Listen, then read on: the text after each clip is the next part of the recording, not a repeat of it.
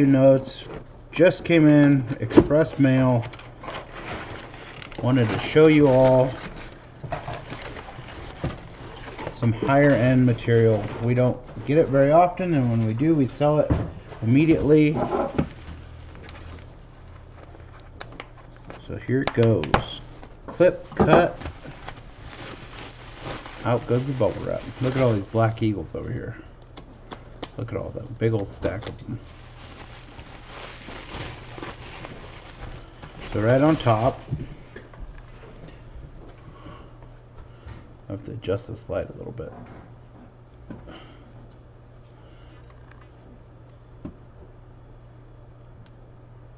Okay, we have a North Bend, Nebraska 50, 1902 date back national banknote.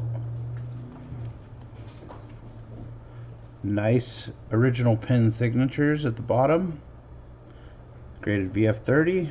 No comments. Put this knife away before we cut somebody. We have an 1882 brown back on Wisner, Nebraska.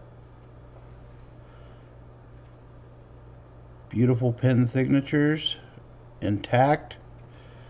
The note does have a minor edge tear. It does not enter the design. It's down here actually in the selvage of the note. Selvage is the white area between the design and the edge of the note. I think the comment's a little bit egregious, but whatever. Wisner, Nebraska.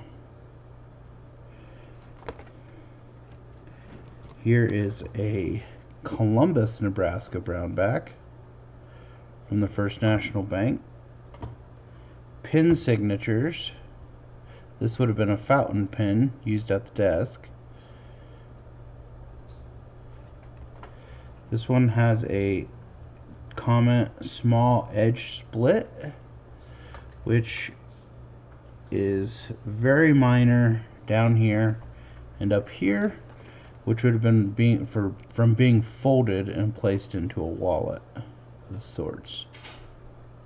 The signatures and the ink on the signatures look like it was signed just yesterday. Fancy serial number 1887. Then we have a 1934 Chicago $1,000 Federal Reserve note, graded VF25. It features the man Grover Cleveland on the face. PCGS notates minor trim. The top margin has been trimmed on this note. It still has all of its solid green inks intact. Very attractive $1,000 bill. Then we have a 1934 $1,000 bill from New York.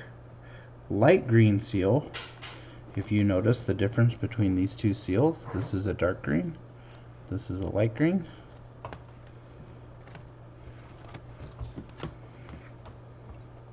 Just a nice original VF30.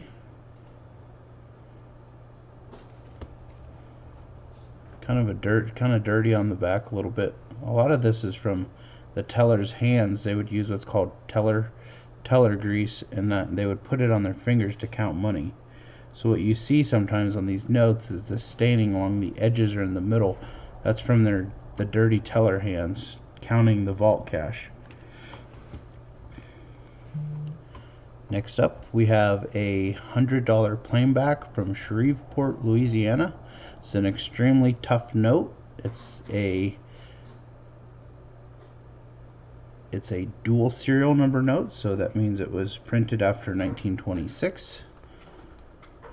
Completely original, never been messed with. Intact pin signatures. A little better note, a little better grade.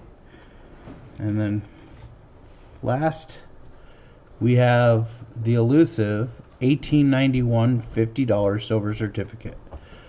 I think that there's probably less than 100 of these known in all grades. This one's graded AU50 details.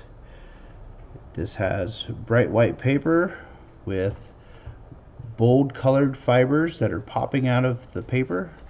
Let's see if we get the camera to, there you can see them. There is a comment on this note. The note says, small repaired internal tear. If you look at the top of this note on the back, this is where a paper clip was attached to a document, and somebody pulled that note off of that document and created just a little bit of a paper flaw. So that's it for today. Just wanted to show you some higher value stuff. All these notes are already in collections and or sold. But there it is. Hope you all have a great day. I'll be back next week. We have a couple bulk orders back, and I'll probably do those Monday. So have a great weekend.